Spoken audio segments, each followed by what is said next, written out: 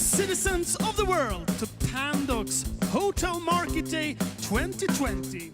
I want you to give a warm welcome to our moderator for the day. Ladies and gentlemen, give it up for Jan Wistrand!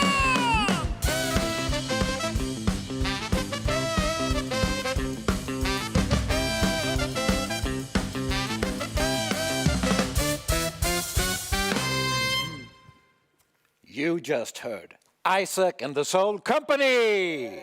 Yeah, good to have you here. Ladies and gentlemen, I've got 3 very important messages to you now by takeoff.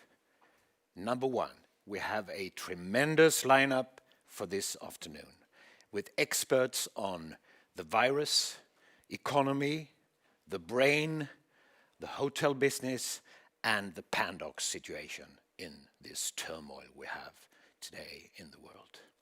That was number 1. Number 2, the QR code. Did you notice that's there on the screen, or you just saw it? Don't miss to scan the QR code, because if you do, you can take part of our poll and answer questions about your future behavior. That's going to be really interesting to see, and we will deliver results by the end of the event.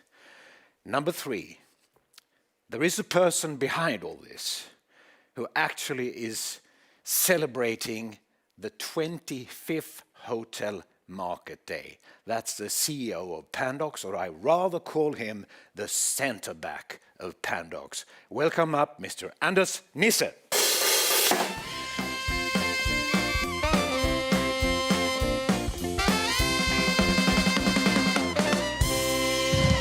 Thank you, John. I've got 1 single question for you now, and then there'll be more later.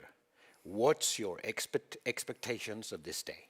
Well, the expectation is, of course, first I need to welcome everybody to Pandox 25th Market Day. I will say I am super proud. We have listened to this. We have more than 1,200 participants today out in the air, and for more than 30 different countries. So it can't be better. And I say to everyone, don't leave too early, because at the end of this session, our chairman, Mr. Ringenäs, he will give you a special greetings. Don't miss that. And over to you, Jan.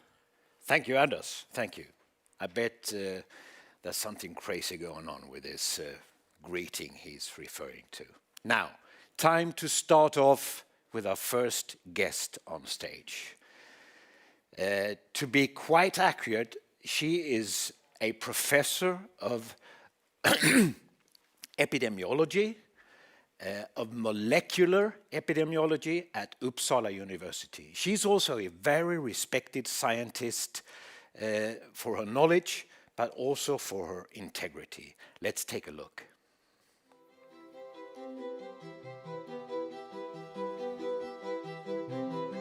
I love being a scientist because I feel that I can contribute to the society and hopefully make the world a little bit better.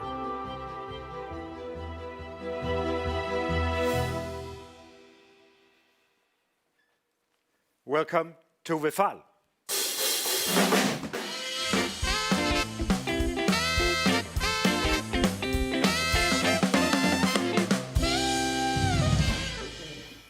You've done so many things in life, but I bet this is the first hotel market day you're doing, right? Yes, you are correct. Feel welcome. Feel Thank welcome you. to that. Thank you. Excellent to have you here.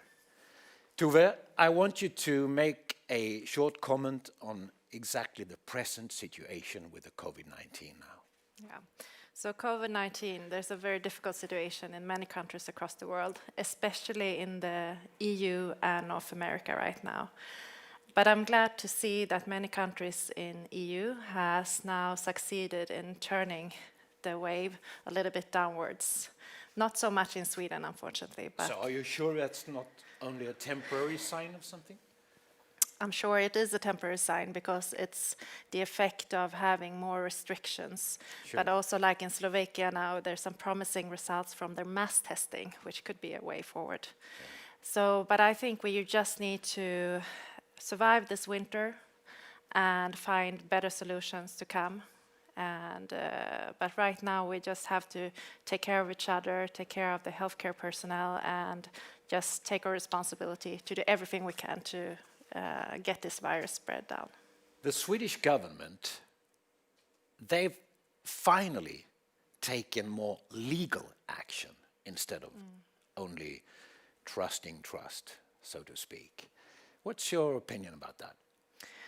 I think the Swedish government has seen the latest numbers, seeing our hospitals filling up, and they feel they need to do something. It's a bit late, but I hope it also will have some effect. You're in charge of 2 huge scientific projects about this.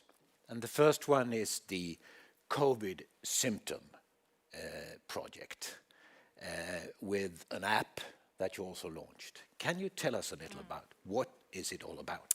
Yeah, so this spring I was frustrated. I wrote the debate article. We have to get on with testing. We have to learn where is the virus spreading in Sweden right now. But we didn't, so I felt, okay, what can I do? Well, we can at least collect symptoms, because we know from influenza and other epidemics that surveillance of symptoms can actually help us to understand more about the spread. So I was thinking, how can we do that? How can I, as a single scientist, do it?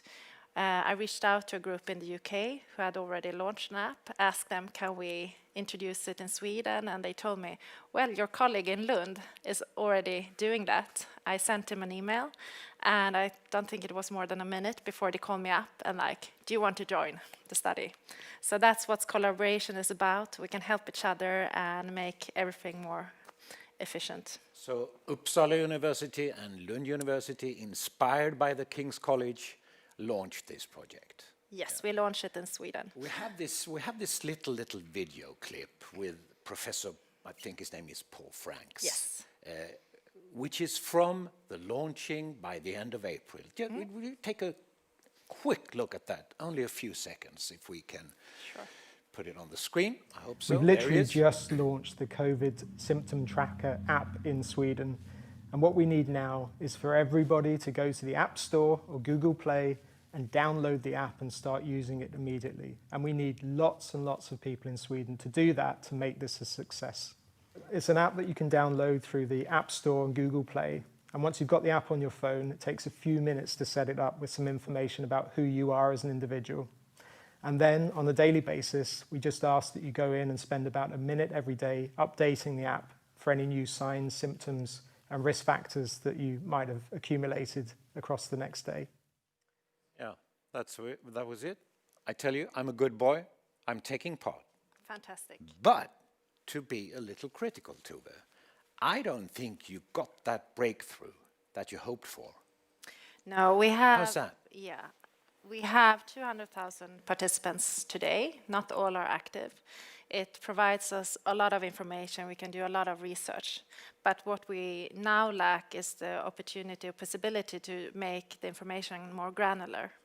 So we have maps. What does that mean? It means that now we can look at large areas and say the trend is increasing or decreasing. But if we had more participants, we could zoom in and really tell the health authorities there is an outbreak ongoing in the city or in this part of the city.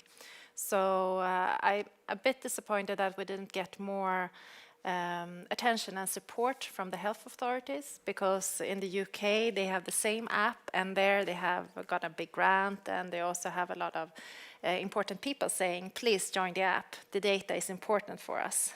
And as a participant, let's say you can could contribute. gather 1 million or 1.5 million of the Swedes, you would find out much more. Yeah, we what would this learn all so about. much, exactly. What we're looking at now is both to find a hotspot, but we also found how many days do you have symptoms, how many people get long COVID, what if you're pregnant, you have other symptoms, if you have diabetes, what will happen with you then? So this builds up a huge database, but we're not better than the data we have. So the more data we have, the better studies we can do. How's that the Swedish Public Health Agency really didn't support this hunt for facts? I don't know, because I think that the information is always valuable. And then, of course, if the information is a bit unsecure, you can look at it a little bit less sure. But I mean, information to me is always good, and then you have to value it for what it is. We have viewers now from all over the world. We have from Russia, Canada, the Philippines, all over. Is this method applicable all over? Could you do the app for the world? Yes, I think so. I mean, the virus is the same across the world, and the symptoms you get are very similar. So I think that would be helpful. And I've talked to people at WHO and the European CDC, and they're very interested in this type of surveillance. It's also so good that now when testing systems are cracking in some parts of Sweden, so they will stop testing the community, our app is still ongoing because the testing data will not be comparable across regions all times, but the app is covering the whole Sweden. And in our data from Uppsala, in my second big project that we'll talk about. Yeah, we're coming to that, yeah. Yeah, but we can see there that the testing is decreased in areas that are far from the testing stations. But the app, you know, in Sweden, almost everyone has a smartphone and they have internet. So we have a much more better coverage in terms of distance from cities. And you mentioned the second project that is called Crush COVID-19. Yes. What is it all about? It's another collaboration project. So there's a medical doctor in Region Uppsala who's also the medical chief officer at the testing unit. And he called me and said in the summer, please Tove, I have to do something. We have to have a strategy for the testing this winter. How can we find the hotspots? If you don't know, we're talking about the fourth largest city in Sweden, Uppsala, yes. So what he wanted was a collaboration where we would feed in the COVID symptom study data to inform them where they should send out mobile test units. And I'm happy to say that yesterday the first mobile test units was sent out in Uppsala and was fully booked in this small city of Alunda because we had noticed that there were signs of increased transmission there. So this is a wonderful example on how the health authorities can work together with academia, and we can learn from them and they can learn from us. And I think that collaboration is key when doing, especially working in a crisis. And I guess the purpose is to get more findings from areas that are socially not that strong. Yeah, Is so that right? Yeah, but that was not, we didn't know that at that time point. But when we have looked into the data from the testing in Uppsala, we can see that there's a lot of women that get tested. It's more younger people than older people. And it's much less people in the areas that are socioeconomically disadvantaged. So in some way, we have failed to reach out with information to all the groups in the society. And this is especially important because we also see that the mortality in COVID-19 are higher in those areas. So what we find is now that we have to find ways of kind of looking at these blank spots on the map and knowing if they have an outbreak or not. Because if we miss that outbreak, it's very unfortunate. We will not see it until 3-4 weeks later when people start dying there or going to hospital. And that's too late to break the chain. So you can get many more early warnings this way. So what we're working with now is combining data from sewage. You know that the virus that comes out in the toilet, and we can measure that in the sewage system. We look at where do people call the health nurses hotline from 1177, where do the ambulances go? And we can combine all this data with the COVID symptom app and the testing data to get a real-time map of where the outbreak is happening, and also what happens when we have a school break or we have new restrictions, what happens, and do people, does it affect different areas in a different way? You have been repeatedly saying that we must do much more testing and tracking. Why has Sweden failed that way in these matters? I think we are really bad internationally. There's no single answer. I think right now people are arguing whose fault is it. It's the government, is the public health agency, is it the regions? I can't answer that question, but I do know that Isn't it a shame? It's a shame, and it's a surprise to me because in my view Sweden is a high-tech. We have all the logistics, we have all the labs, I mean the PCR machines, all that is already in place. And we have a lot of people also that wants to contribute. That's the feeling I get. As soon as I ask someone, please, can you help me with this or can you help me with that? People want to contribute to society and get us out of this crisis. So I think we would have needed some more collaboration between different industry, academia, and the state. Do you see that it's working better already now? Or? We have improved a lot, Yeah. but now the demand is huge. So the regions can't meet the demand because there's so many sick people that wants to test. But it's much better than in the spring. Okay. But now there's also these new inventions. So there's different kinds of tests. One test where you can find the genes of the virus, that's the PCR test. But there's also another test where you find the proteins of the virus, which is much simpler. And those tests are coming now, and that's also something that will be very interesting. And my prediction is that they will be used a lot. Maybe also you could have them, everyone that visits the hotel. If you have a nurse taking the samples, you have the results in 15 minutes, for example. So those needs to be further validated, but I'm quite sure they will come strongly within a very short time. And you mentioned hotels. This is a hotel event. Yes. What should they do? This is a severely struck business sector. Do you have any recipes? What to do? I mean, of course, I know everyone has been thinking a lot how to have a corona-safe environment, but I think that we could use the hotels for many purposes. Why not repurpose them so that healthcare personnel can use the hotel the few hours they get off, not to go home and transmit disease to their families? There are also recommendations that if we have one person that is sick in a family, you should separate them. So why don't the rest of the family go to a hotel that is paid, by tax money? So maybe there are those kind of things. But then for the future, I would say there's strong evidence now that this is a seasonal virus, meaning that it will go down to the summer.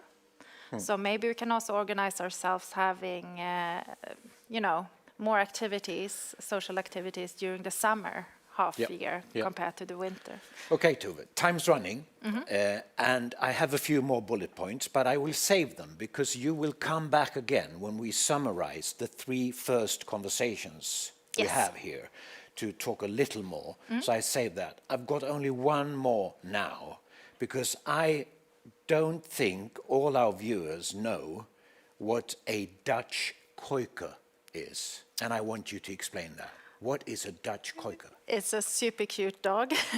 They're very active, intelligent, and perfect size, so you can take them on your sailboat under the arm like this. So we have a dog called Vega, 3 years old, and she brings a lot of happiness to our family and a lot of exercise to us. So she's wonderful. It's a big dog in a small costume. Just for the moment, thank you, Tove Fall. Thank you.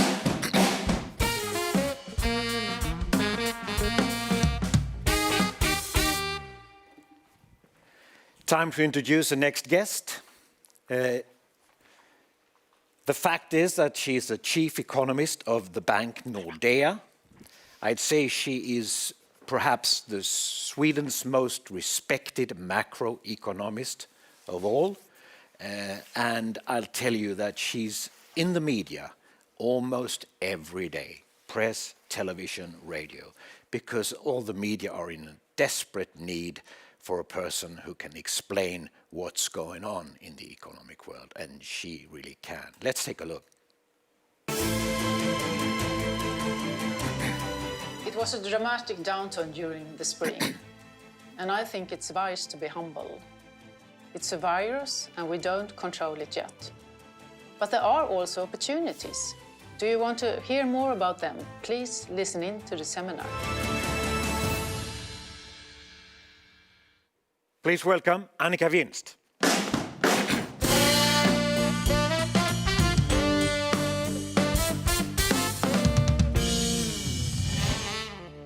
Good to have you here, Annika. Thank you. Nice Welcome. to be here. Welcome. Was it right? You're in the media every day to explain things? I don't think nearly, but very often actually. Yeah, very close to, very close to. I have asked you to bring a couple of slides where you point out indicators that are really interesting. So you can show them and you can make comments on them, and I won't interrupt you for a couple of minutes. Then I'll come back and interrupt you with a follow-up question to them and a couple of other things. Is that okay? Yeah, perfect. Thanks a lot. The word is yours. Thanks. And the slides? Coming They're there. Thanks a lot. As I said, I think it's wise to be humble. It's still a virus and we don't control it yet. But there are a lot of opportunities. And especially the vaccine we hear about the last week and days. If that's true, it's really, really fantastic and the best thing we can give the recovery. And as I understand it, there are opportunities to manage to vaccine the risk groups during the first half of this year. If that's true, it's really, really fantastic. But there are also other opportunities. And if you look at the graph here, you can see China. China is now back on trend. And both manufacturing and service sector is actually above the level before the crisis.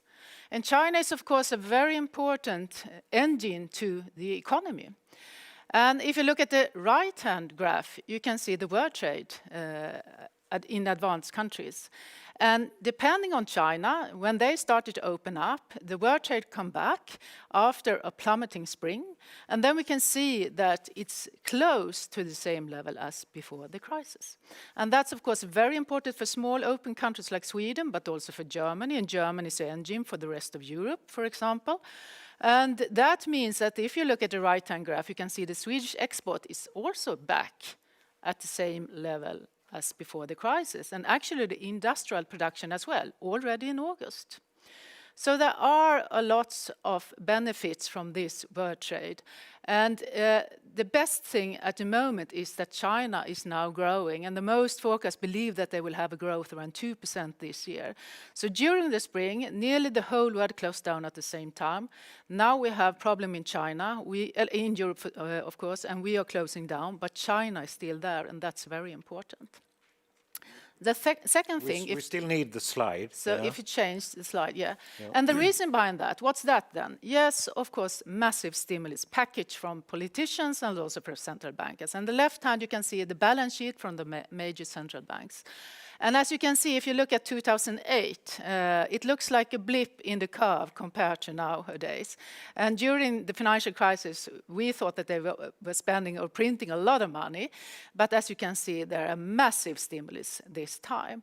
And behind those massive stimulus, that means that we press down the interest rates. You can see those in the right-hand graph.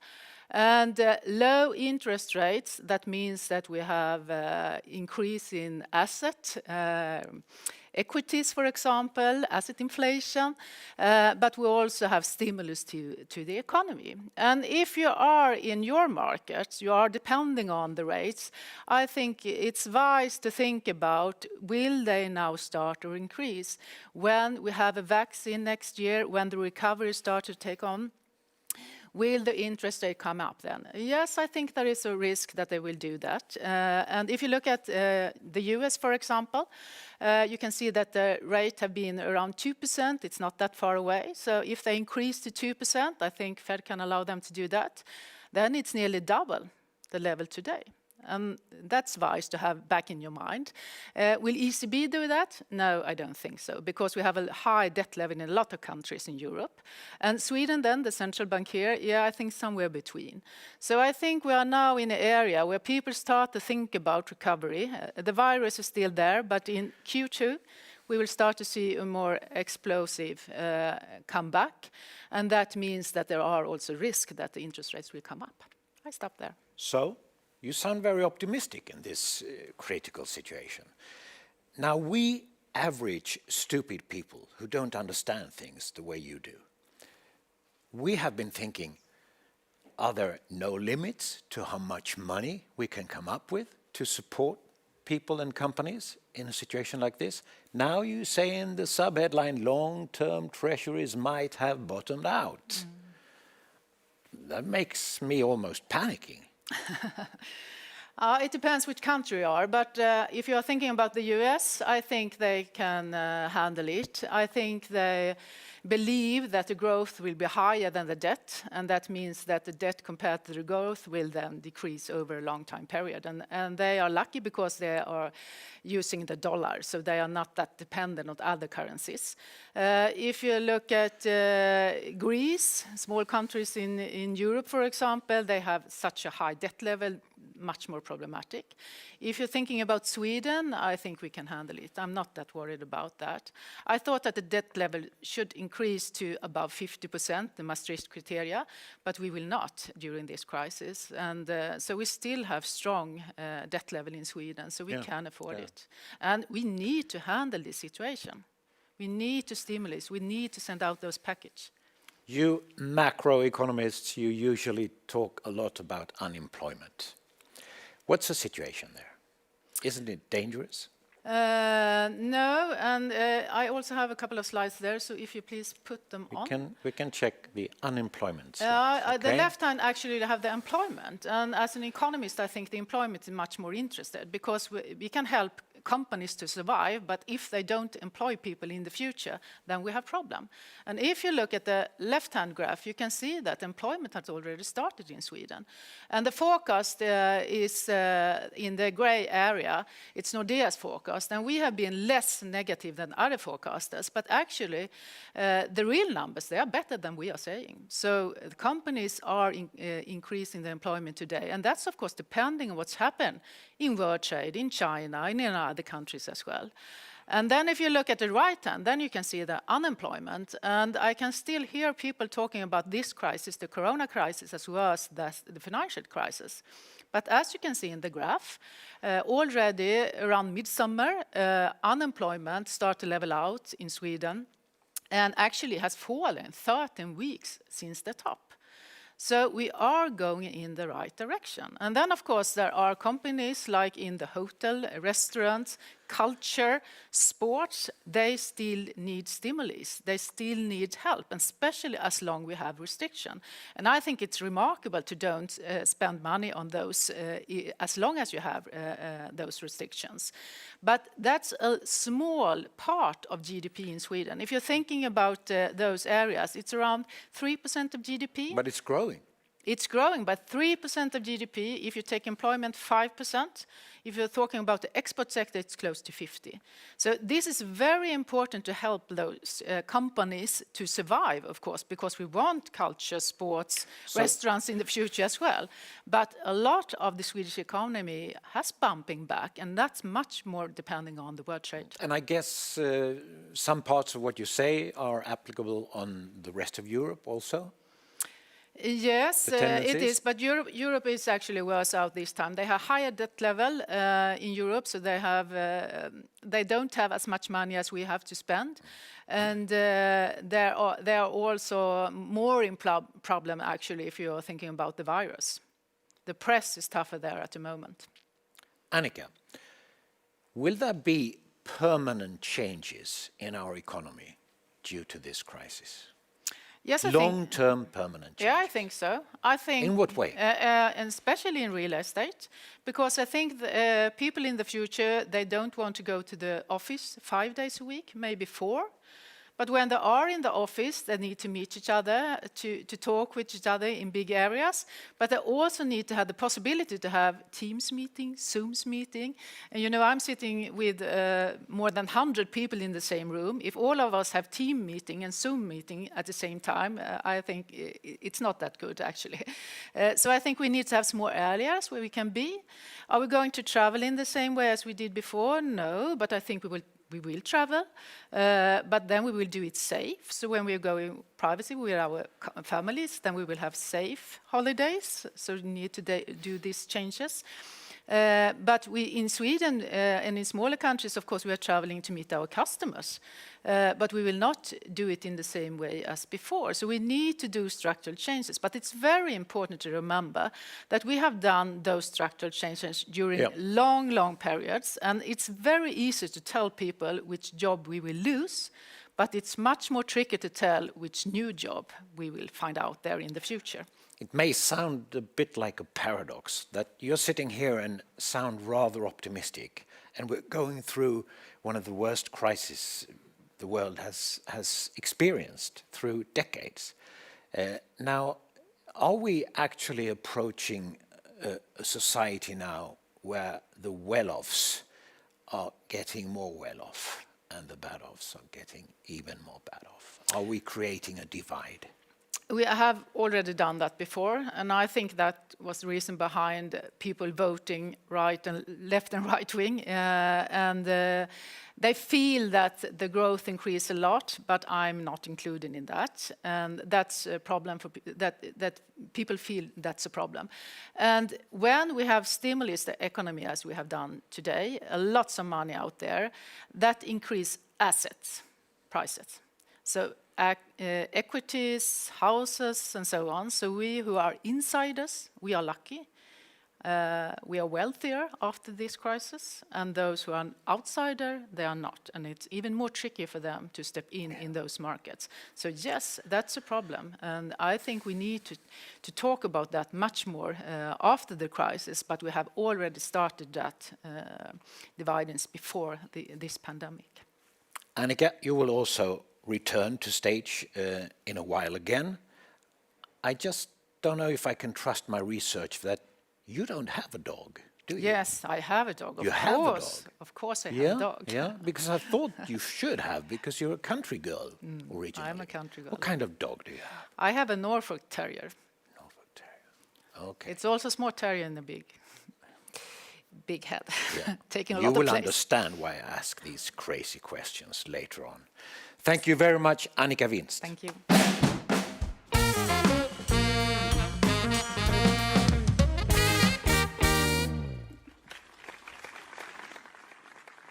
To our third guest, he's not on stage, he's online. He's in Stockholm, but online on a link to us.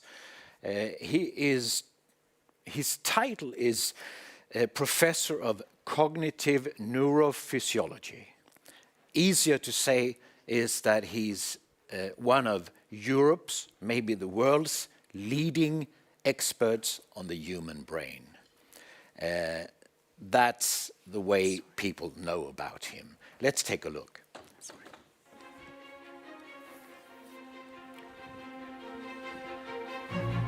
My topic area is around how people communicate and how our brains are constructed in order to support social interaction. It's one of the most fascinating things you can do. The absolute challenge of being at the end of what we know is really what makes this very interesting.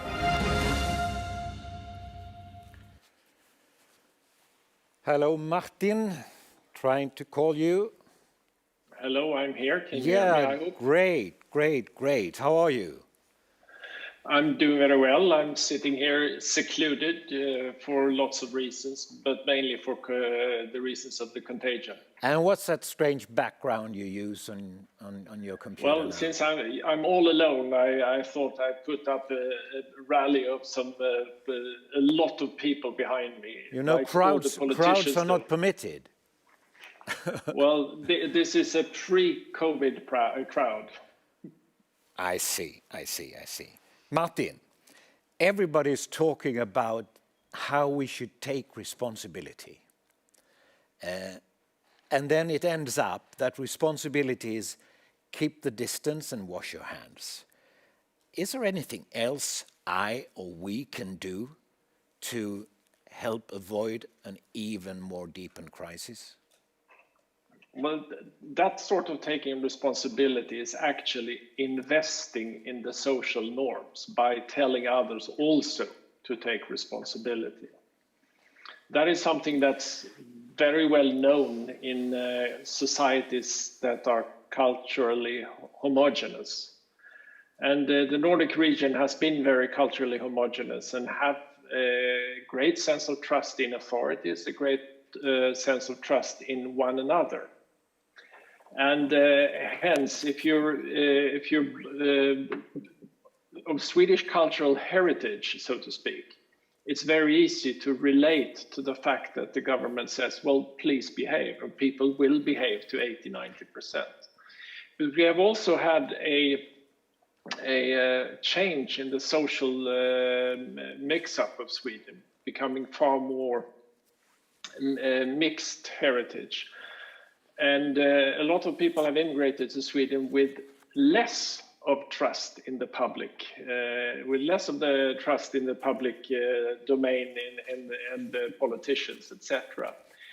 And we have seen that as with an effect. So part of the sort of social stratification of the damage that this pandemic has caused, part of that is that the Swedish model for having people behave in a voluntary way hasn't reached because of cultural and language reasons to all parts of society.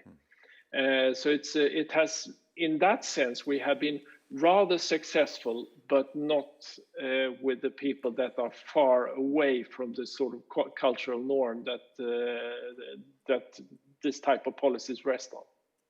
Your science, Martin, is mainly about how people behave, how people act, and why. Take an example now. Everybody talks about that part of the workforce that can be working from home. They've gone home now, and they're sitting at home working. What does that do with us, with our way of functioning, with our way of thinking?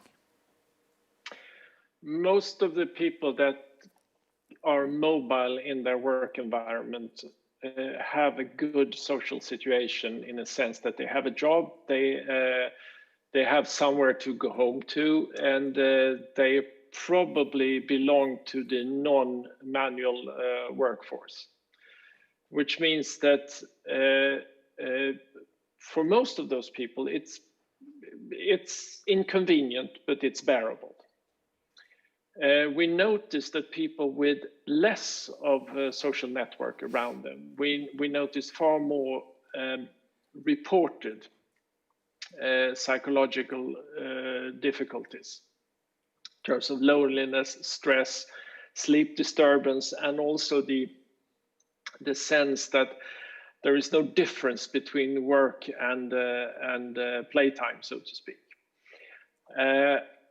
But in most cases, that works out all right. And I mean, this work at home has another thing with it, and that is that the people that cannot work at home, they can actually travel in a safer way, for instance, with public transportation. So in a sense, it's good for everybody if this is done, at least in the short to medium term. But Martin, doesn't it change the way the companies actually function when you have to check up everybody sitting at home? The push towards being able to, the urge to control what's actually created in a company, for instance, the push to control that, meaning that you have automatic follow-up systems, etc., and automaticity of different forms of administration, the removal of paper trails, etc. All of that is speeded up by this strain on the internal processes that you have in companies. So what had happened with automatization and digitization already before the pandemic is now accelerated. So part of the risk for social inequity, etc., in the workforce is actually, I would predict, will be accelerated to quite an extent with this pandemic. Should managers change their thinking in one way or another when they have to run organizations working like this?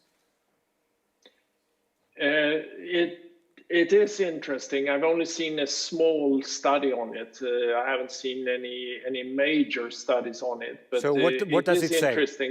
It's interesting that there is a age divide, i.e., elder managers tend to see the situation as a temporary thing and soon we're going back to normal, whereas young managers tend to see this as the new normal, and we have to find ways in order to supply the workforce with the type of freedom that you have when you can work wherever, whenever.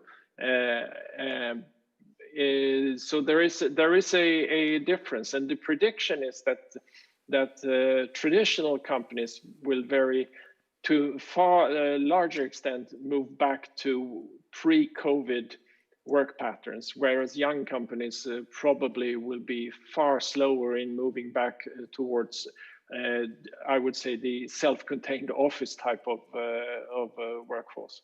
This is a highly interesting trend, of course, if you're right, probably.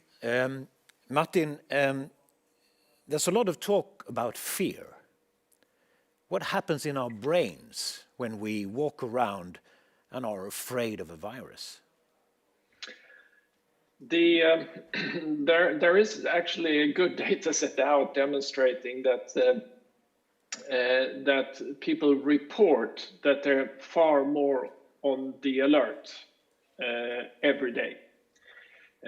So the one of the regions in the brain called the amygdala is actually has an increased alert level. And it's now been shown in a preprint. It will probably come out as a full study very soon to show that people, the alert system in the brain has, for reasons of plasticity, grown just a little bit, but it has increased in size, indicating that we use our alert system far more in situations of uncertainty and the periods of fear, like we see in this type of pandemic. Martin, you have also taken part in the debate which Tove Fall referred to about the Swedish inability to test enough people and track the infection. What is your take on that? Why did we fail?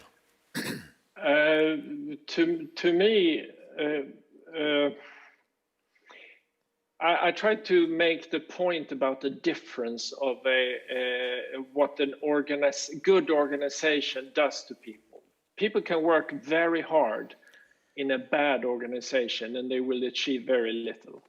Whereas if you work in a good organization, you will actually achieve a lot. And my argument was that the Swedish regional structure, much like it's done in Spain and in several other countries, but in Sweden in particular, we have too many regions that were supposed to self-organize around a common problem. And if you choose a simple logistic problems in 24 different ways in an acute situation, obviously it's going to take time. So it took almost 6 months before more than 60% of the country was up to speed in testing. And now when we're in this aggravated situation where we have more contagions on the loose, and we are outpacing now the testing capacity. The ability to even increase that is now taxed to the capacity, and it's embarrassing. We're a sparsely populated country. We have said that we are going to use money to really see what we can do for it, and we know that testing, as Dr. Fauci says, is the most promising way of really trying to limit the spread. Yeah. Returning a little to what you said in the beginning of our talk, you touched upon the difference between trust and the legal force. Now we see a change in Sweden here. Do you still believe that we can go through this crisis with very little legal force? I still think that the Swedish policy is dominated by the social trust part and less on legal changes. And I think it would be a mistake to leave the old pattern. The reason being is that there are a number of studies out in the world where you show that once you leave the social trust, if I am entrusted with there's put demand on me to behave in a certain way, I'll do that. But if there is a law around it, it becomes also the most prominent experiment in that area was in a daycare center where parents were late. So then the daycare head put out a fine of $10 an hour for every time for every hour that the parents were late. And then they still were late, and then they complain about, well, you're late again. Well, sure, I'm late, but here's your $10. Meaning that if you take away sort of the social connects in the behavior and you monetize it in this sense and do it with either legal ways or other ways, you lose also the ability for me to tell somebody else, because now it's the police that should tell somebody else. And so there is a real societal value in the trust component, I would say. Martin, when we prepared this conversation, we talked a little about hotels. I took up the issue because you are probably an extremely frequent hotel guest. How do you think they're doing this business? Once again, sorry. Are they doing a good job? Oh, hotels are doing a very good job, and I mean, I'm not the worst. We call the worst in my university. We call them PITs, professors in transit. They never stop. I'm not. I'm not that bad, but seriously, the hotels are doing very well. I mean, seamless check-in, seamless check-out. I know what I can expect. It's clean everywhere. I can get good food, and I can sleep well in a nice bed. And that type of 100% prediction that I have around my hotel visits. I mean, I've been traveling for 30 years. I think once there has been an issue around it. I mean, it's an enormously effective industry in that sense, and it's all manual. The last mile is all manual.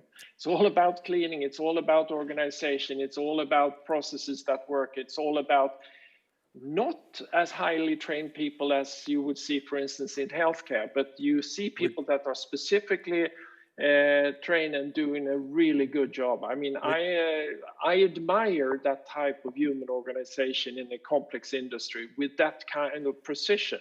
In the second block of this event, we're going to pick up one of the few things you mentioned here. Martin, do you have a dog? We had a dog. What kind was that? That was a Jack Russell. He was known because he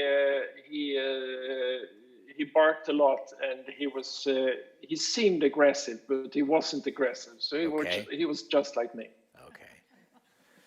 Martin, did you listen to Annika and Tove, the conversations we had? Absolutely. Yeah, we have them here again now on stage, just to sum up a little of what we've been talking about.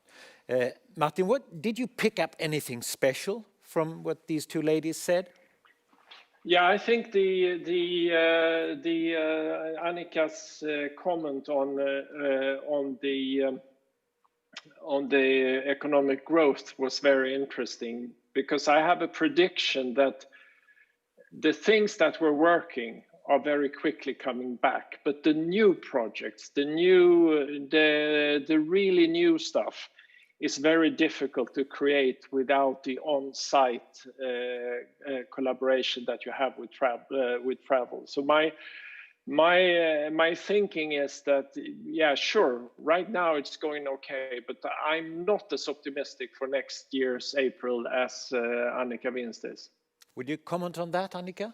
Yes, I would say that I'm worried about Q4 and Q1 because it's cold period, and during that time we have not vaccinated risk groups, and we still have restrictions in Europe, in Sweden, and in a lot of other countries, I guess.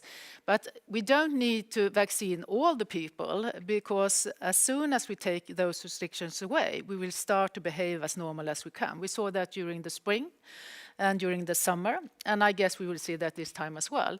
And we now know that next autumn will be much better than this. Hopefully we have vaccine a lot of people during that time. So I think from a financial perspective, they will start to run as soon as they hear about those vaccines. The economy will start to turn around in second quarter.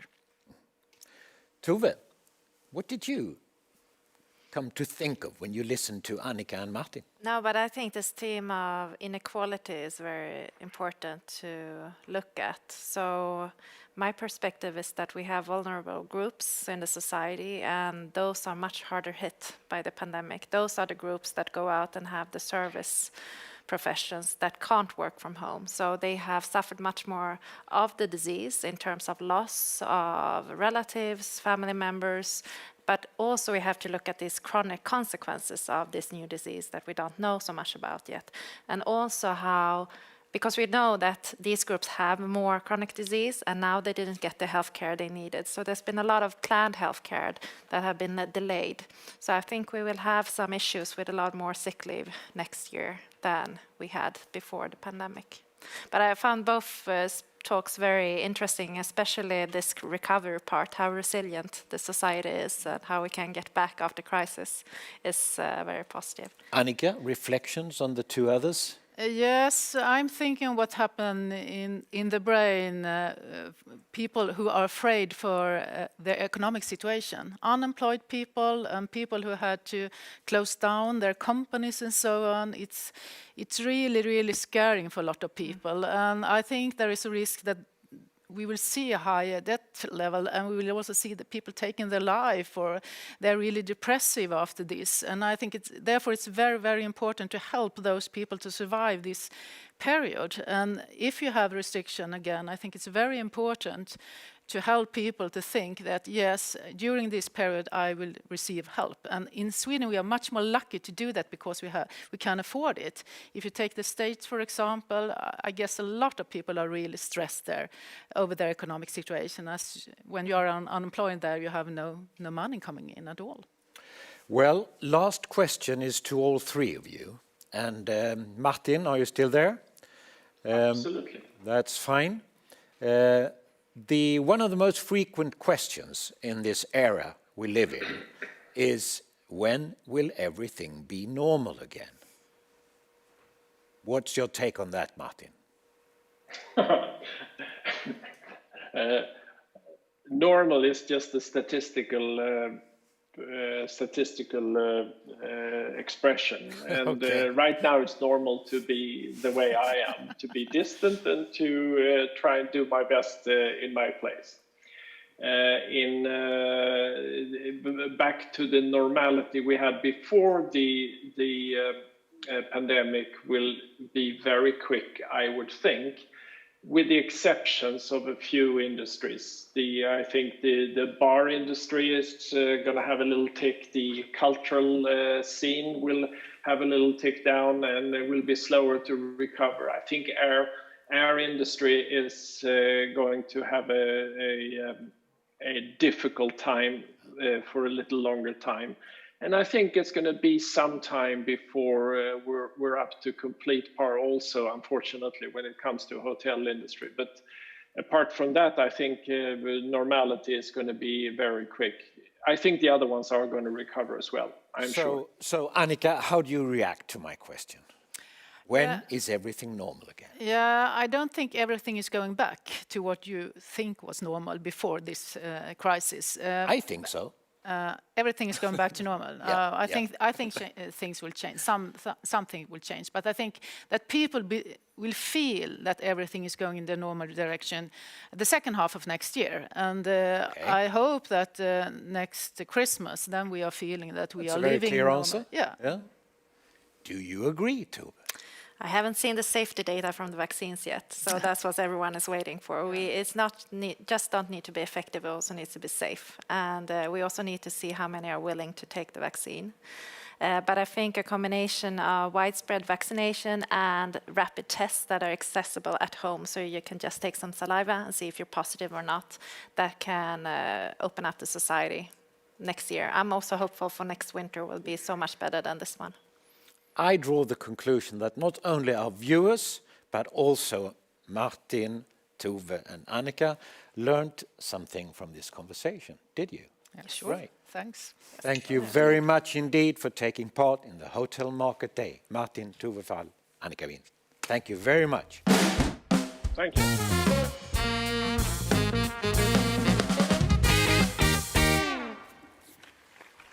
Okay, a little reminder, friends. Don't forget to scan the QR code and take part in our poll so we can get these interesting answers to deliver by the end of the event. Okay? Now I want to share a little story with you, if it's okay. Because once upon a time, way back decades ago, I had the opportunity to work as a trainee at AP Dow Jones Wall Street Journal.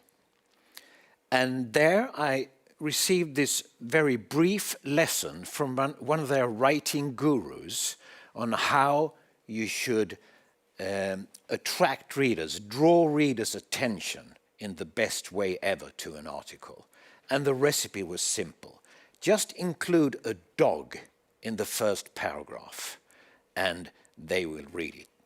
And I think, in a way, Pandox lives up to this spirit, this atmosphere of dogs. Let's have a look.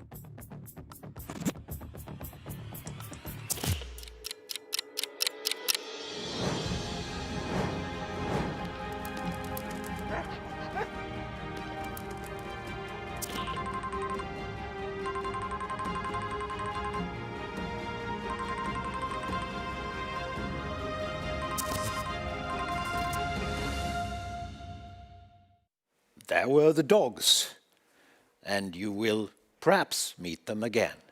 I think it's time to stimulate our brains a little, take a little thinking break, pause a little, and to get some more energy. And the best recipe for that is to listen for a couple of minutes. Don't go away.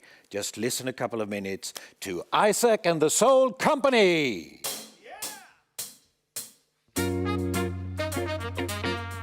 Okay, it's time to have some dancing done.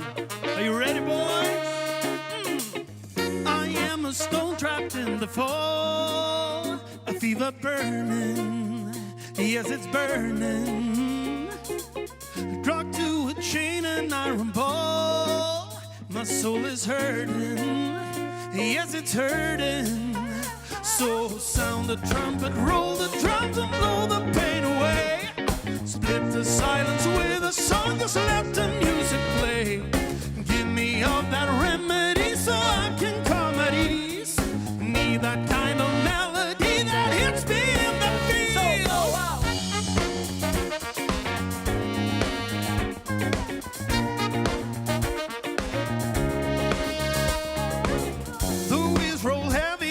train bound for nowhere. I'm going nowhere. Chasing the strings to pull the brake. Oh, I don't wanna go there. I don't wanna go there. So sound the trumpet, roll the drums and blow the pain away. Split the silence with a song, just let the music play. And give me all that remedy so I can come at ease. Need that kind of melody that hits me in the feels.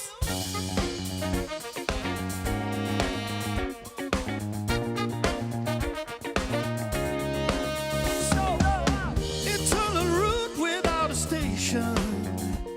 Oh, steady rolling down the track. Oh, whoa, no getting off, no destination. A fever burning, yes, it's burning. So sound the trumpet, roll the drums and blow the pain away. Split the silence with a song, just let the music play. And give me all that remedy so I can come at ease. Need that kind of melody that hits me in the feel. So sound the trumpet, roll the drums and blow the pain away. Split the silence with a song, just let the music play. And give me all that remedy so I can come at ease. Need that kind of melody that hits me in the feel. So blow out. Isaac and the Soul Company, thank you very much indeed. Now we have some more energy again. Welcome to the second block of this event, and now we're going fully on satellite. And I tried to call on Aldert Schapok, and he's in Amsterdam. I hope to see him on the screen very soon here now. Hello, Aldert.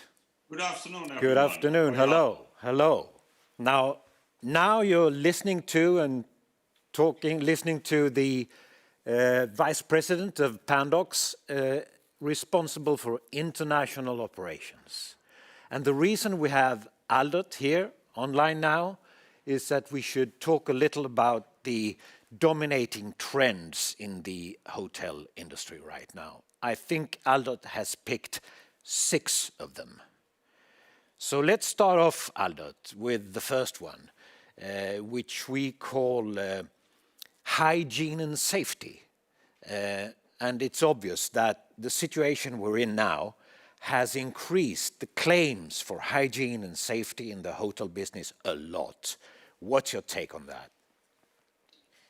Yes, exactly. As you say, hygiene, cleanliness and safety is at the forefront of everything we do all the time. All hotels have been audited and certified by independent agencies, and all team members have been trained and follow strict protocols. Also, the international brands, they all have launched their own brand-specific certification. Think, for instance, Clean Stay from Hilton. And as Martin said about this 100% predictability, it is important that we inform our guests through the entire booking process and confirmation process that they are informed what we are doing, and to assure them that they will be staying in a clean and safe hotel. Also, we have launched new cleaning technology like nano cleaning technology. We use new products like ozone water. And what is also new, that you see guests that are staying 1 or 2 nights, they don't have the need or the desire anymore for daily cleaning. So that is something I think will stay, that guests choose when and what they would like to have cleaned or changed. So that is something that maybe later on will also be taken out of the room price and be like an a la carte menu.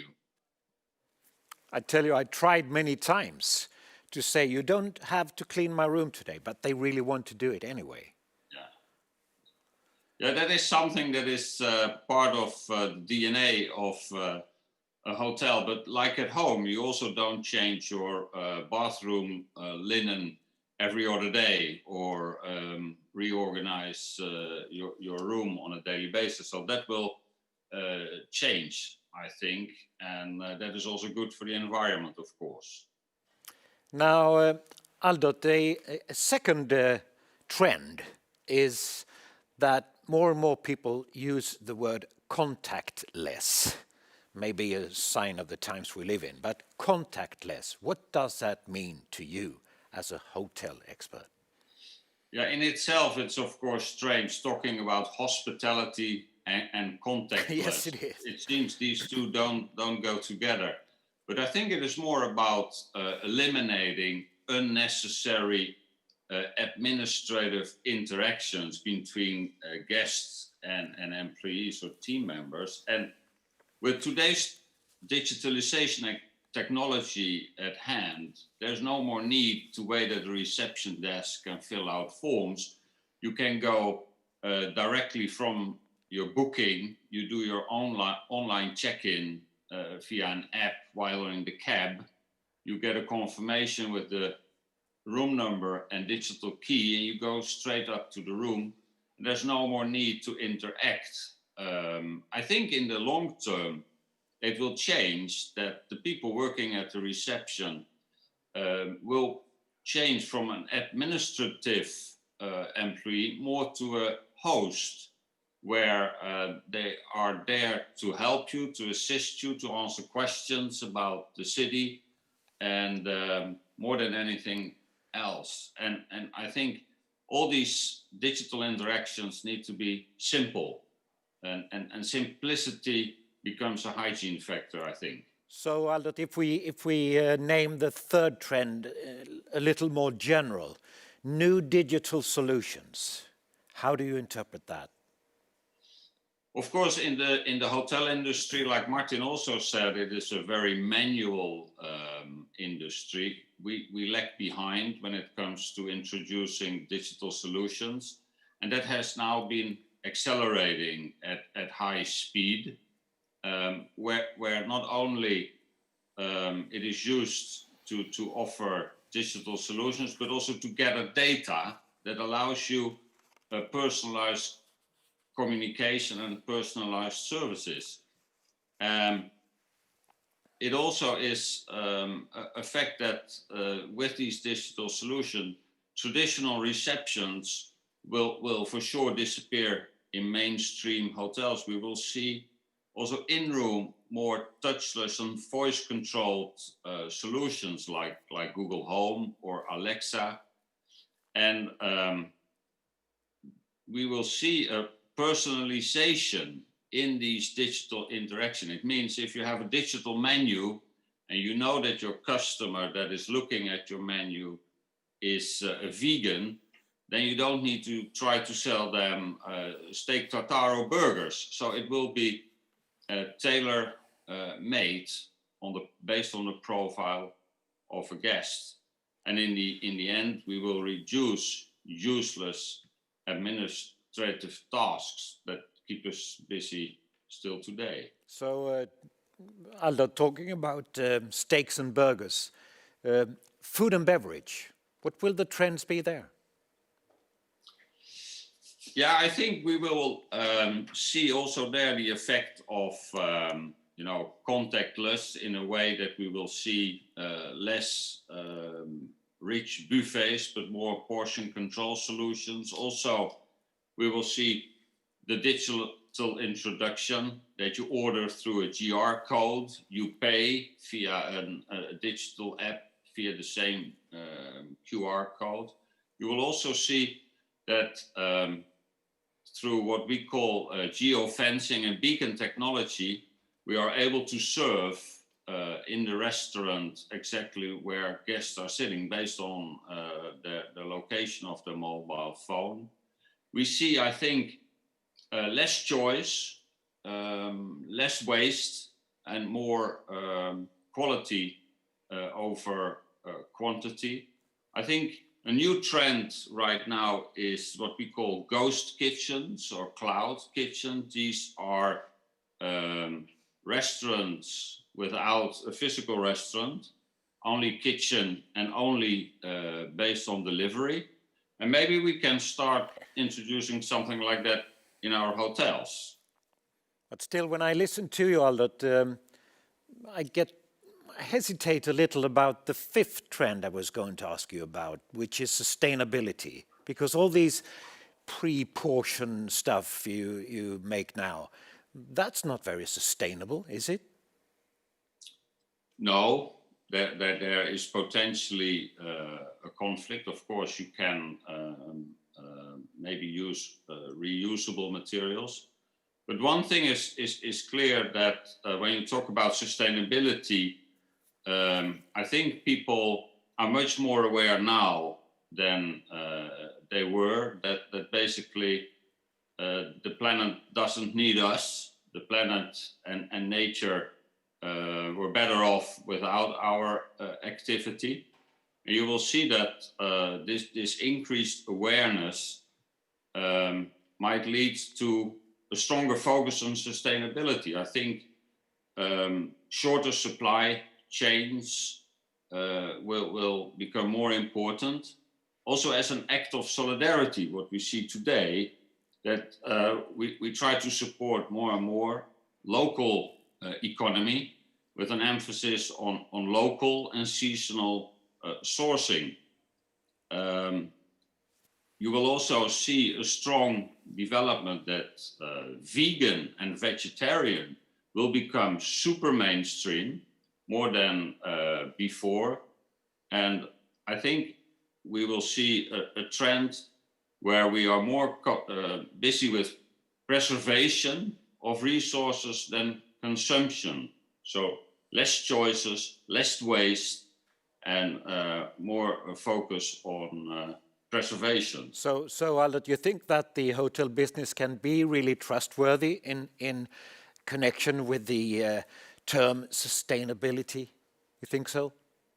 I think in the short term and the mid-term, this is our key focus. There's no way around having a true sustainability agenda. And if anything has learned this crisis is that we need to look better after our local economy. We talked about 5 trends now. Let's talk about number 6, which is something we call local experiences. What is that?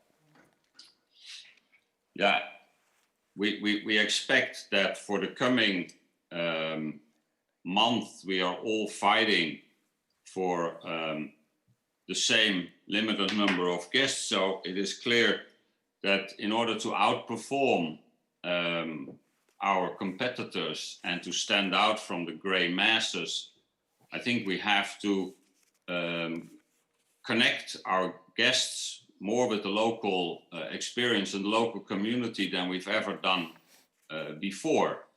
And this means that just a nice room and a good bed and a good shower will definitely, in a market where there's oversupply, that will not do the trick.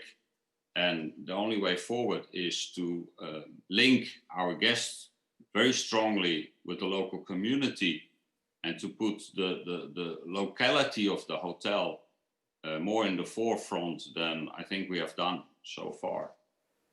Would you say, if you look at the list here with the 6 trends we talked about, is there one or two that are much more important than the others? It's difficult to say. It's all about a balance, but for our industry, I think digitalization and sustainability are the 2 most important elements moving forward, more than anything else. That's what I expected you to say, Albert. Thank you very much for your trend check here in the hotel industry. Thank you very much, Albert Trappert from Amsterdam. Thank you.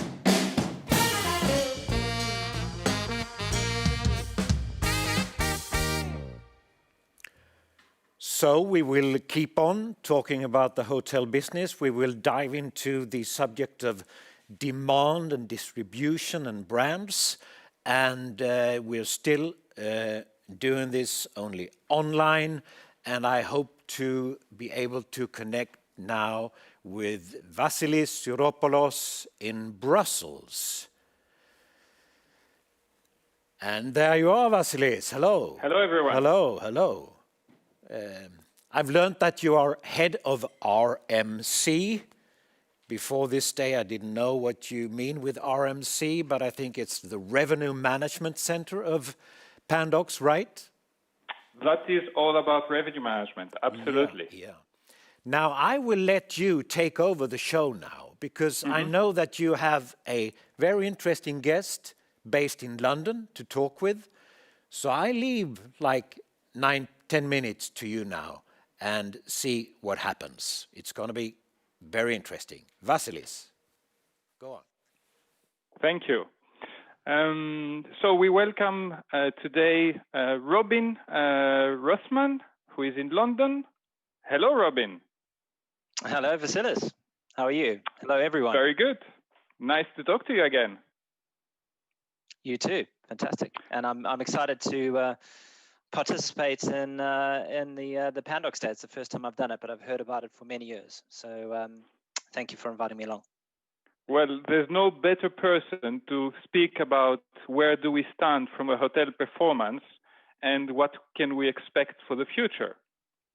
And I would have 1,000 questions to ask you, but we'll just concentrate on 3 ones and possibly one bonus at the end. Shall we do it? Sounds great. Perfect. So we've been a couple of months in this now. Where do we stand so far? 7. Where do we stand so far in this sort of crisis? And what have we learned from the beginning to the summer and moving on into, let's say, autumn? Well, thank you, Vasilis. I think firstly and most importantly, one thing, we have learned is that no matter how hard I try, and I do try hard, my jokes don't get any better. So we've been doing a number of regular updates, webinars on hotel performance across the world in Europe, and it's been fascinating to track how this pandemic has impacted our industry. And I say fascinating, not in the sense that it's been fun, but I think it has been important to do that and to share what's going on. And so, we do try and make it a bit lighthearted. I'm not sure I've got any better in that, but there you go. In terms of what we've learned from the pandemic, I guess I'd summarize it in the following three things, and I've shared some of these recently. Number one, I think we can all agree that COVID is definitely a horror movie for humanity and certainly for our industry. And I think the first thing is, horror movies usually have sequels. And I think we've seen as we've headed back into the winter for Europe in particular, we are having a sequel of the horror movie of the drops in performance and the closures and lockdowns that we saw in March and April. Second thing that we've learned is that they're predictable. Horror movies are usually predictable, and perhaps in hindsight, these lockdowns and this decline in performance, hindsight is 2020. And if you look at it now, it was fairly obvious. We haven't found a cure. It's a virus. It came back in the winter. And we thought that might happen, but we hoped that it wouldn't. We hoped that with social distancing measures, people washing their hands, that as things reopened, we could continue life without there being this threat of hospitals being overrun. But that hasn't happened, and so we are back into a period of really depressed performance across Europe. That being said, the last thing I think we've learned, and these are sort of recent observations, is that just like in a horror movie, it is possible to survive. You just have to follow some basic rules, and they are: never go to sleep, never ever go to sleep. Keep your eyes open. Make sure you're looking around you, and be ready to run fast. And when I look at the performance of the industry and hotels across the industry, as we've gone through and come out of these lockdowns, particularly in Europe, those 3 things are true. Number one, don't go to sleep. Don't close your hotel. It might seem like a good idea to close your hotel. to save money, to save cost. But what we saw coming out of the pandemic is those hotels that remained open through lockdowns outperformed their competitors at a revenue level by about 20 percentage points at occupancy. So just think about the cost of missing out on that. And it makes sense, right? It's all about loyalty. It's all about those guests that are traveling through the pandemic will still be there when things reopen. And if you're closed, you lose valuable staff and you lose the connection with those customers. So number one, don't go to sleep. Number two, keep your eyes open. What I mean by that is you have to look at what's going on in the market. You have to look at what other hotels and competing hotels are doing. We've never seen a bigger range in the level of performance of hotels in a market. You know, usually you look at a market and most hotels trade within a maximum 20 to 30% variance on occupancy, right? So the top hotel's doing 100%, the worst hotel's doing 70%. In the pandemic, it's a 70 to 80 percentage point margin. So the top hotels are doing 80, 90%. And the bottom hotels are doing 10, 20, 30%. Who are the winners and who are the losers here? So the winners and the losers, it does depend. A lot of it is down to the hotel type you are, your location, how big a hotel you are. We found that smaller hotels have done far better than bigger hotels.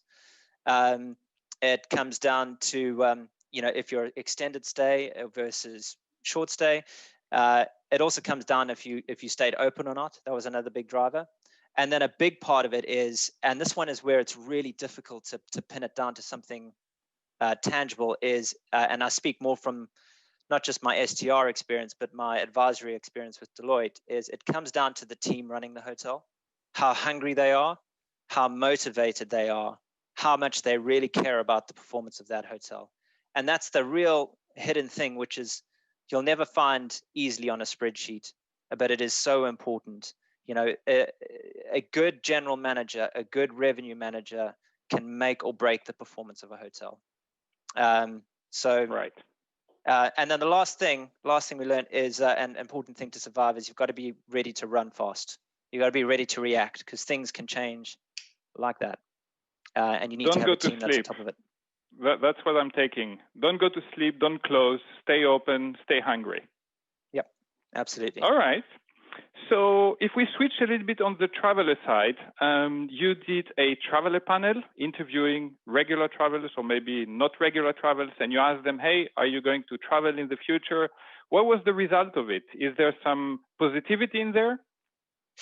Again, sort of three major takeaways. And they were firstly, and I'm afraid to say this, size does count. It's something that's always worried me personally. But size does count in the sense that when we asked about their types of accommodation that they were looking to stay at, their interest in staying in short-term rental and self-catering in small hotels actually has gone up versus what it would have previously been. Their interest in staying in branded hotels is about the same. That hasn't changed. Independent hotels are back a bit, about 10%, and camping and hostels are back about 30% and 70%. So there you go. For all those people that used to want to go camping, apparently they are less now. So that was the one. The second is when we looked at what influenced their decision to book accommodation, the key takeaway there is cleanliness is a given. If you think that going out there and spending your time marketing the fact that you're COVID safe is going to ultimately drive or change a consumer's perception, I think that's wrong. Most people, 78% said location, 47% said price and value for money, and only 1 in 5, less than 1 in 5, said that adherence to social distancing and perceptions of cleanliness were important. And to me, that doesn't say that they don't think it's important. I think it says they think it's a given. So that was the second one. And then final one, in terms of intention to travel, are they going to travel more or less? I think the key takeaway here is it depends on where. And something we've been saying for a while and something that's been true of the pandemic so far is it's domestic travel that has held things together. And it's obviously international that's disappeared completely. And as we look into the future, we asked them, where are you going to travel in the next 2 years? That there were 75% said they were as likely or more likely to travel domestically. And only 25% said they'd travel less domestically. So domestic will remain resilient and strong, and in many cases actually grow. But internationally, that's where there's still perceived weakness. 55% of people said they were less likely to travel internationally over the next 2 years. Makes sense. Makes then sense. Yeah, domestic will be the driver. Absolutely. You're absolutely right. So we had some very good news from different companies last week, this week, that vaccines are sort of starting to get developed. So there's light at the end of the tunnel. How does that affect recovery? How should we think about it? And also, in the previous discussions, the previous panelists talked about, hey, we are sort of optimistic about semester 2. How do you think about all that? Would you agree? Would you see it also in that way? So I certainly hope semester 2, but I think it's less important to make a call on the exact timing and more important to know what triggers to watch for. I mean, clearly, having a vaccine that works was a very important positive sign, and now having 2 that we understand will work is particularly important. And so then the question is, what are the triggers as it pertains to those and other vaccines that will enable recovery? And the way I think about it is the reverse of how things impacted our industry on the way down. Is that we saw there were 2 triggers. There was first companies started pulling and stopping employees from traveling because of health and safety concerns. And then secondly, governments stopped entire populations traveling because of the risk of hospitals being overrun. So those were the 2 triggers on the way down. And I think that when we have line of sight that those 2 triggers can be mitigated, we will see the reverse of that coming out of this, and probably in that reverse order, that when governments have been able to sufficiently immunize the vulnerable portion of the population, and it is so important that it is the vulnerable that get immunized first, both from a humanitarian perspective and from an economic perspective, because as soon as we know that hospitals are not going to be overrun, governments are going to be more able to take risks around reopening economies, and we need economies to reopen for travel to reopen. And then secondly, I think it's going to be many, many, many years before COVID is beyond us in a global sense. It's just too catchy. It's too catchy, and it's going to be too difficult to immunize everybody at the same time. So it'll be with us for a long time. And then that brings us to sort of business and international travel, which will really probably only be able to meaningfully recover when we're able to have private vaccinations or have government-paid vaccinations, which can be captured within a travel passport or something like that, so that, you know, Australia, the Middle East, China, these countries that have blocked their borders will be able to reopen, because they won't want to reopen until they're 100% sure that the people traveling there aren't going to create a new wave of infections. So I think those are the 2 things. Just, and the just big being trigger wary is... of time, Robin. So basically what you are saying is watch for these signs in reverse, what caused it, and watch them in reverse, and that will sort of give us some indication. Perfect. Absolutely. Thank you very much. I have one last question which we can answer very, very quickly. That is my bonus question, which is a good segue to next conversation.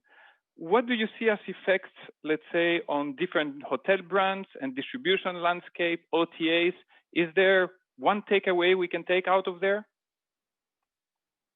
I mean, I could answer that, Vasilis, but why don't you? Surely you're close to it. Like, you know, what's your view on that? So I would say, and I hope you agree, that today there's many more options, and you know, you can choose as a hotel owner, let's say, to consolidate, for instance, with different brands, and you can choose to consolidate with the technology side, which is the different OTAs. So we have much more options, I think. I think that's right. I think you've either got to consolidate with a brand, or you've got to consolidate with a tech platform, because scale will matter increasingly as we come out of this. Thank you very much, Robin. Thanks, Vasilis.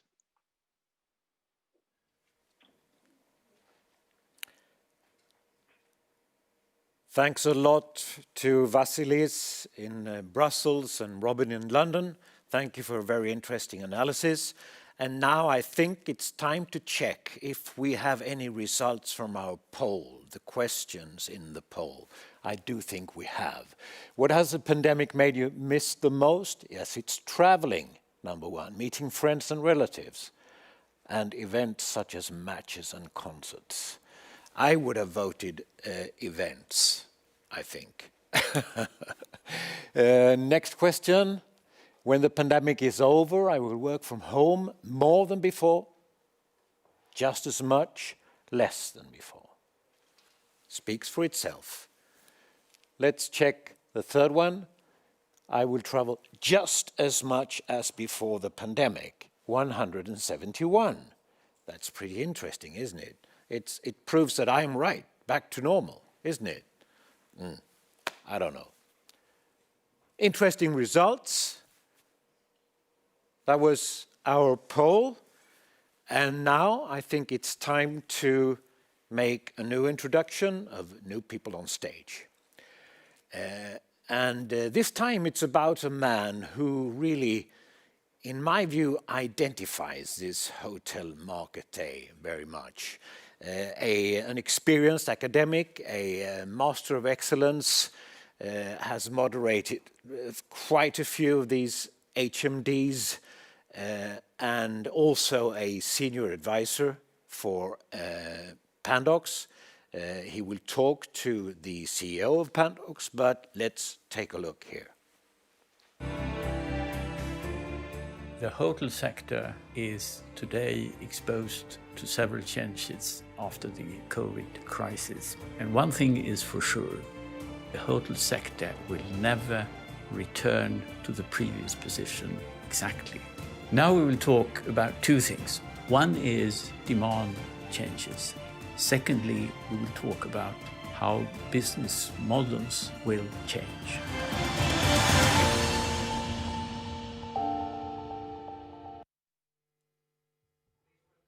Bengt Brodin together with Anders Nissen.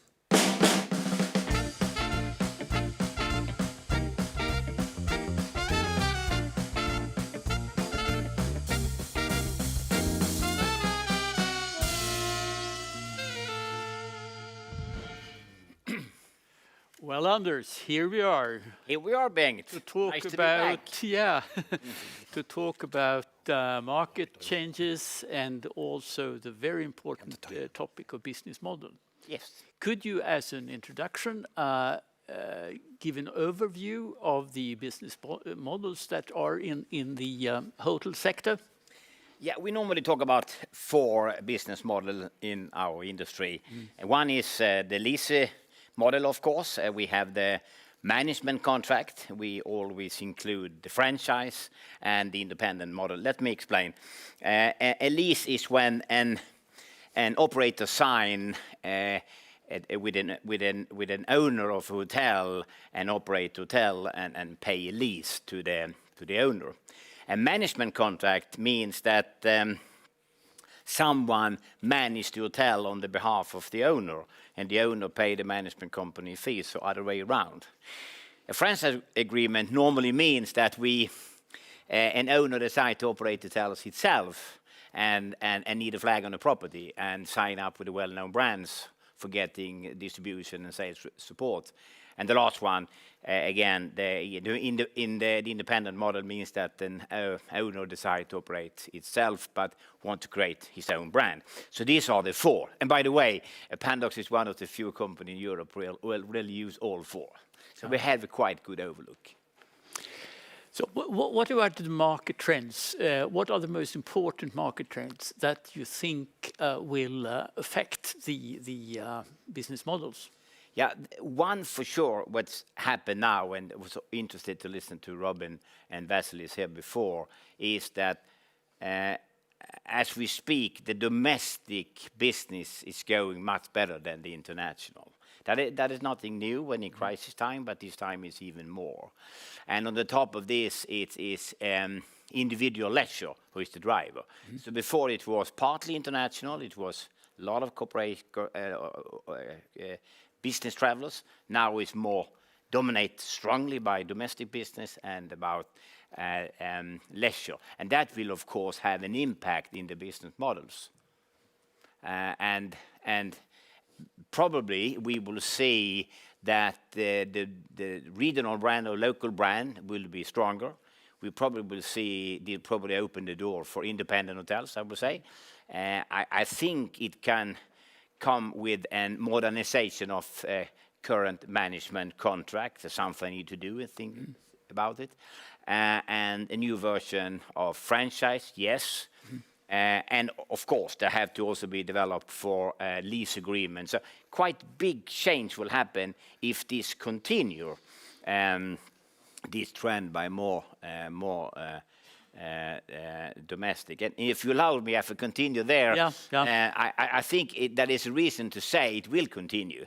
And the reason is that that is too strong way why it should continue. One is that people continue to travel, but want to travel shorter, safer, and simpler. That drive to domestic. And the second one is, of course, the ongoing trend with sustainability. We also drive people maybe to go more shorter trips. So that will be something who will be more of domestic trends than we had seen before. And if the low situation for international traveling will be there for at least a few years, how will that affect the different parts of the hotel industry, like the brands, for instance? Yeah, first, if I just to comment that first, that there will be more of domestic is not necessarily negative for the industry. Let me explain that one, because I believe that markets or countries that already have a very strong local or domestic consumptions, like Germany, UK, and partly France, Spain, and partly Nordic, that will definitely mean, as I see it, more trips. Shorter trips and more trips, and that will even push demand higher for the industry. So I think that's positive. Then, of course, we need international as well later on for having also the rate on the top. But it's important to know that is the biggest, the largest segment in our industry is the domestic. It stands for in Germany, it's 8 of 10 people who stay in the hotel are German people. We're similar everywhere. So that, again, that the domestic is the driver, I find that very, very, very attractive for the industry. Is that good or bad for the big brands? Well, yeah, for the big brands, they need to be much better than to come to a segment which has more local drivers, and that hasn't. We haven't seen that yet. Even if the brands in general has at the beginning has a stronger brand than independent, I think that will change when people learn that to contact less or clean less is something that is easy to copy, and then the other maybe will coming after. Could we dive a little bit deeper into the question how the market changes will affect the various business models that we identified? If we start with a management contract, which has historically been a platform for global brands of two reasons. The first is that they have a strong position to international travelers, and the second one, they're at least their historical skill for operate hotels. If we now see a situation where there will be less international travelers, of course they will lose a bit in power. If you then combine that with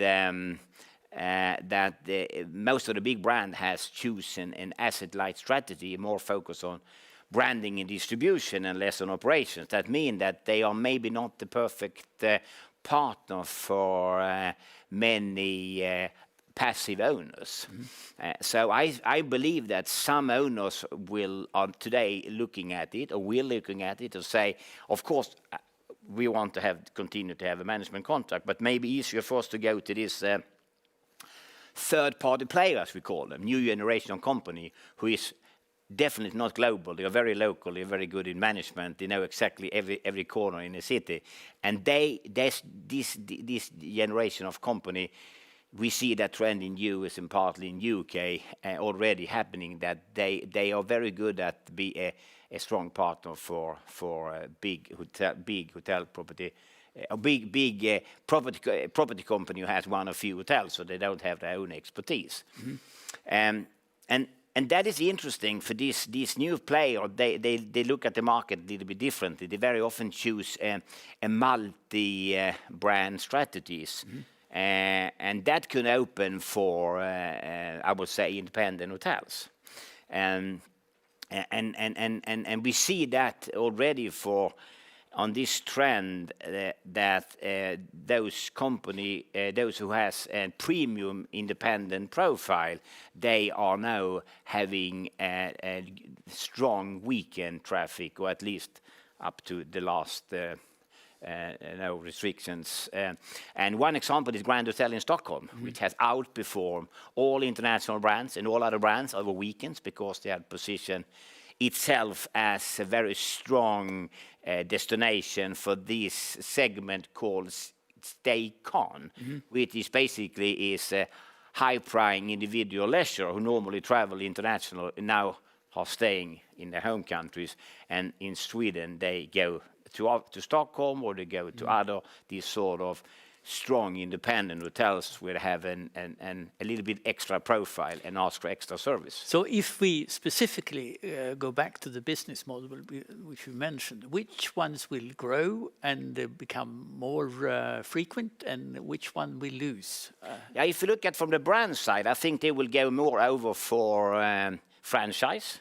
And I think they are very good at that, so they maybe can be that more natural position for them.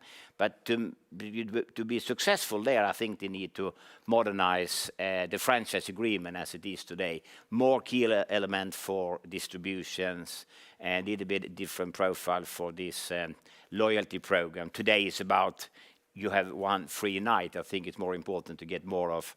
They have this, but I think they need to be even more of this with sustainability and CSRs that you can earn points. I think, as I said, these third-party players, they are good at what they are doing.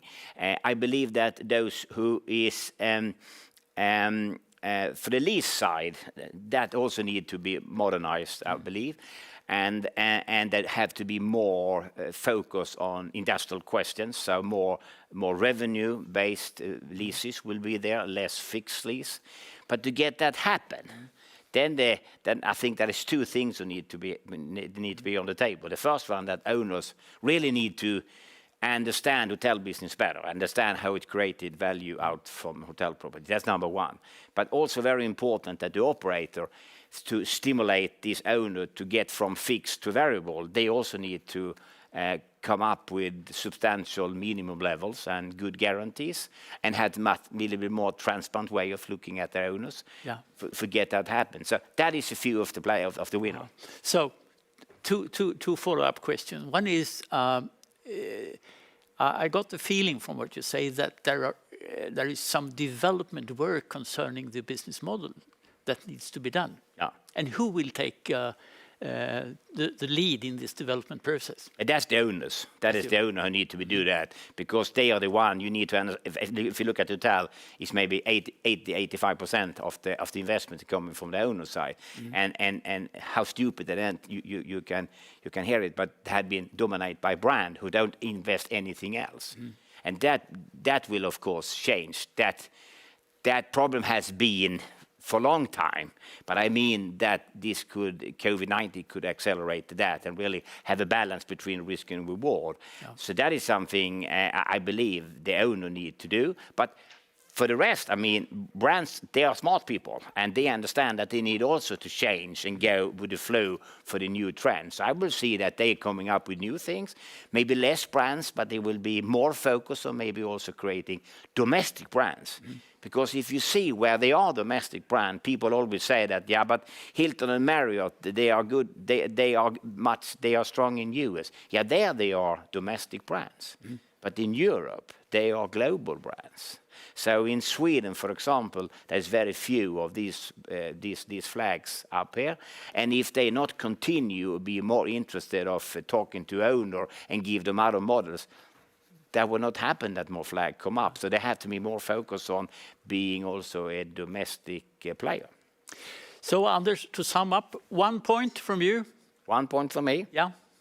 1 point for me that this COVID-19, every good things also coming even with bad things. So I would say the development of the hotel company will accelerate because of this. You will see new players coming up, and I think for the Pandoc side, what's happened now is give us a chance of really grow the business even further.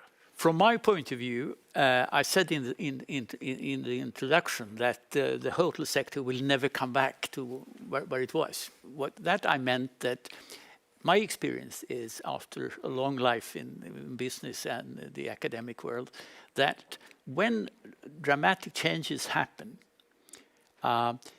one thing is for sure, that if there is a fall in demand, for instance, that will not be solved by a simple downsizing by all parties, so that they get half the size or whatever. No, what will happen definitely, I can assure you, is that the business model and the organization of the value chain will be necessary to do. Yeah. And that is what we actually have been talking about. And that is super important that you say about value chain, because I think specialization is gone. You need to have a model that you are active in the full value chain. If you are there, then you can pick up opportunities, and I think that's a key driver. Thank you. Thank you very much.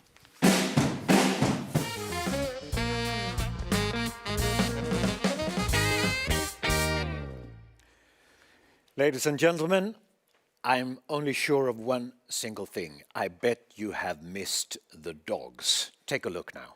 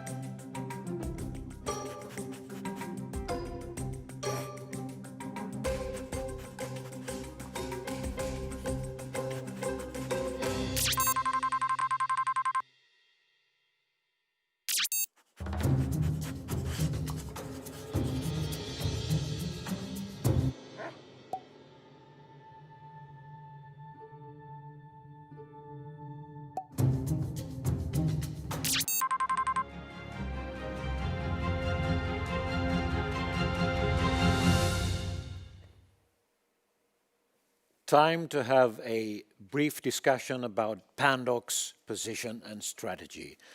Please welcome to the CFO of Pandox, Lia Nu.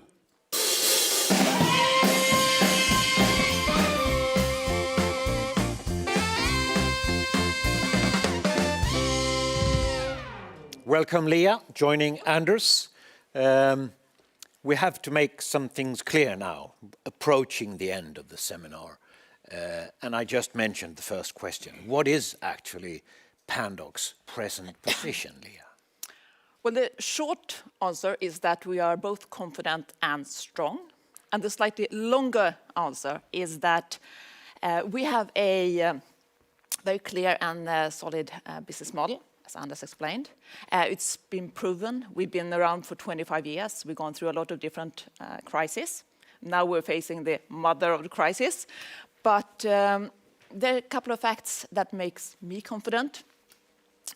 We have a very talented, experienced organization, resilient. We work a lot with, like Vasilis, we have our own Professor Turner, who is the head of business intelligence. We try to take a lot of decisions based on facts versus fear and uncertainty as much as possible. We have 85% of our business comes from turnover-based rents from our tenants. So we share both upside and risk, but we have a minimum guarantee level. So we are, even in the worst of times, we are cash flow neutral or even positive. Still, Anders, it's a very tough situation, isn't it? It is a tough situation, of course, and that has changed a lot. But it's also that this would happen now was something maybe need to be happen, because we saw at the beginning of this year that a lot of new capital come into the market. They were picking up new hotels a little bit everywhere. Now that is gone, so I think the platform for the industry is much better. A lot of opportunity investor is not there anymore. Many crazy new hotels will not coming out. So I'm rather more optimistic now than I were in January. How funny it is could hear from your side. Leah, it must be a pretty challenging situation to have a strategy when you meet circumstances you've never been close to before. What's your strategy? Well, we do have, as in our toolbox, we also, we have the capability of running our operations. So, of course, we have these three phases. We have the three focus areas. We have respond, restart, and reinvent. Respond, that's what we've been doing like 24/7 for the major part of 2020. We've been trying to alleviate all the different crises and things around the turmoil from the pandemic. But also, we have the capability, as I said, if we have a tenant that would be in trouble, we are actually able to take over the business. We don't want that, but we will, and we will, of course, we have done it before in order to secure our assets. And then also, we are working very much with, we have 11 great banks that actually have proven to have great relationships during this time. So we have 5.5 billion, close to 5.5 billion in liquid funds and credit facilities, which enables us to be even a little bit more optimistic and starting looking at possibilities as well. You want to add anything there, Anders, to the strategy issue? No, I mean what Leah said, very strong financial position in these days, and that combined with the business model of having both knowledge in property and hotels, and together with also a lot of leases where minimum level give us a very strong position for the next level. And that is what we more and more start looking at now. As you've heard through some questions all the way through the event, I seem to urge that everything will be back to normal again. But people oppose me. That's good. Will there be permanent changes to Pandoc's business idea after this, Leah? There will be one permanent change. We'll definitely have more dogs in the office. Okay, that's important. That's important. But also, we, of course, what we heard from Albert, we heard from, and last year at the Hotel Market Day, where we talked about sustainability, we talked about digitalization, etc., etc. These things started, obviously, prior to the pandemic, but they have accelerated, and of course, there will be sort of footprints from that. Other permanent changes that will happen? No, I think also Albert was into this too. More digitalization and more focus on sustainability. That is the two things. And that is also combined with what you see now with more domestic business, which would happen as we speak. And that will also be something that I believe will continue for such a long time. I talked a little with Martin Ingvar about management during these strange times we live in. Are you changing your leadership in the company, Leah, due to this? Hopefully not changing, but it's even more important to be, as always, but even more so now, being visible, being out, being active. And I think Pandox is a great organization because we are agile, we don't have so much prestige, we act very quickly, and especially in these times when one thing was on Monday, without prestige you need to change your decision on Friday, and try to, as much as possible, base that on facts, not fear, not uncertainty, but sort of to use, to look at opportunities. The reason I ask the question, Anders, is that when you have such big crowds of people working for you, there may be lots of people who actually feel depressed, go downwards due to the numbers you see and all that. Have you changed your management style? Well, of course, we had been a little bit more visible in terms of web meetings since before, but for the rest it's more or less the same. I would say that is 3 strong drivers for Pandox leadership. The first one is constantly grow the company. Every day trying to find something that we can do better as a sport team. And you know that, Jan, what that means, that you try to go to the training every evening and try to improve yourself. The second one is what Leah had been into before, intelligence. Have the capacity of understanding, put numbers together, do the analysis, so you have an advantages to other. And the third one, and now I'm coming to the most important, to have fun. And really have fun, go to the job with a smile in the morning. That leadership are super important. How open, as Leah said, low prestige, low key, that sort of attitude where I think maybe we have a small advantage to be in Scandinavian, that we have that later from Mother Nature. I believe that is highly appreciated. We do that normal, but it's highly appreciated. I think these 3 drivers will continue, and that will continue to help us to the next level. Final question to you two, hand on heart. Have you learned anything today, Leah? Have you picked anything interesting that you will think about afterwards? Absolutely. Yeah. Especially like what? Around, Take an example.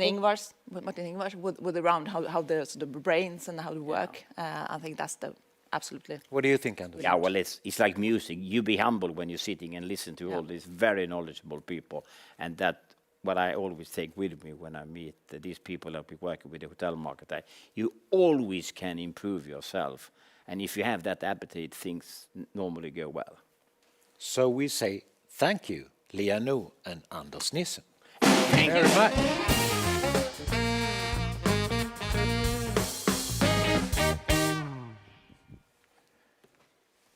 Once again, Isaac and the Soul Company pushes some energy into us. We're not done yet, soon, but there's a little left. And I'm absolutely sure you will be interested in finding out if the dogs have fun right up to the end. Let's take a look.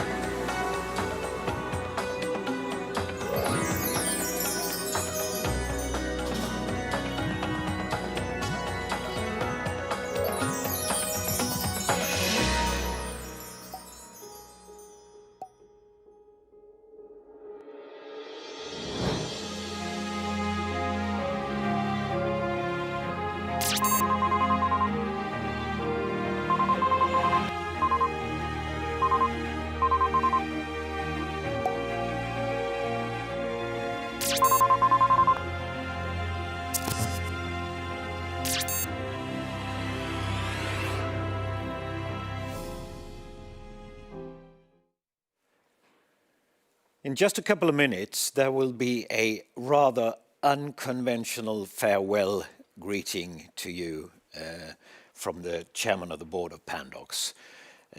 Before that, I just want to add that there will be a chance to pick up a report from the day later on. You will get info about that, a sort of summary of what happened today. So just wait for that. I also want to say that if you wonder how this event was made possible, not only due to Pandox and the idea from 1996, it was produced by the event manager Sophie Bruzel from Oh My agency, together with all the colleagues from the technical staff at Parapix, if you're interested in that. So very soon now, time for the finishing little movie, and after that you will of course be entertained by Isaac and the Soul Company, whom we thank a lot already now for the good music and good songs. So thank you. For me, I say goodbye to you, and let's listen to Christian Ringnes, the chairman of the board of Pandox. As the chairman of Pandox, it's a big pleasure for me to wish you good day. The day's theme may seem a bit somber. You could call it Corona, you could call it COVID-19, you could call it SARS-CoV-2. Unloved child has many names. It's almost like we're playing a game of chess these days, where the good, represented by us all, Pandox and the people, fight the bad, which is the corona. And as the bold but humble chairman of Pandox, I will now show you how victory will come in 2021, despite a very, very tough fight in 2020. Have a look.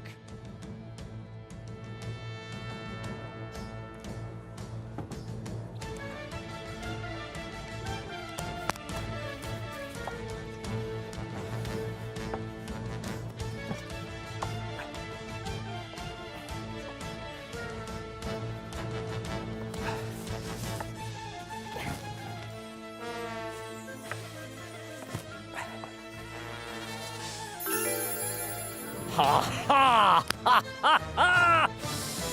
There!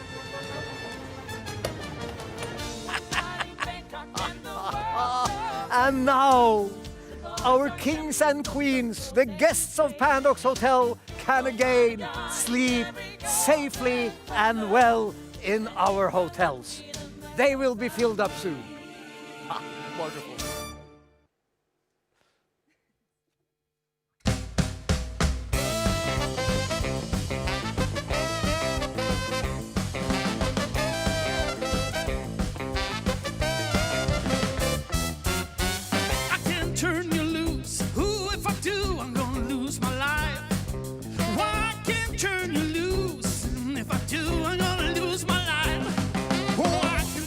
Nobody. I love you, baby.